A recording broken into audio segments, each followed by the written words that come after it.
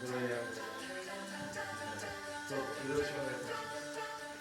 ろいろと幅広く長くやらせていただくとお芝居ですとか歌の仕事も毎年1回必ず 1,2 回コンサートをやらせていただいたり本当に充実しています。そうですね、もうなんか私自身もそしてパートナーのウィンクのパートナーの幸子さん、お食事したりね、よく LINE で話したり直接話したりする機会も多いんですが、今だに仲良くさせていただいて、30周年っていう節目だからいろんな周りからの期待がね、いろんな声をいただいて、でも私たちはなんかそんなに時期とらわれずに、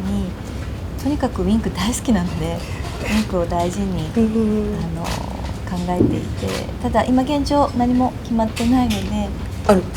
決まってないってことなんですけど、再始動という話がねわーっと大きく出たんですけれども、そこでねびっくりして報道で見て幸子とびっくりしちゃったねっていう連絡を取り合って、やっぱり節目が近づいてるのでそんな風に言っていただいてとても感謝してるんですが、それでまた2人がプレッシャーになっちゃってあれなので、マイペースな2人なので、何かゆっくり話しながら、今後は何も実際決まってないので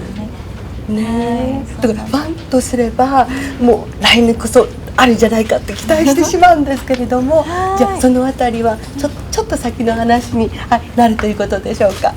2人で、そうですね、今後何か、また話してみたいと思います。ありがとうございました。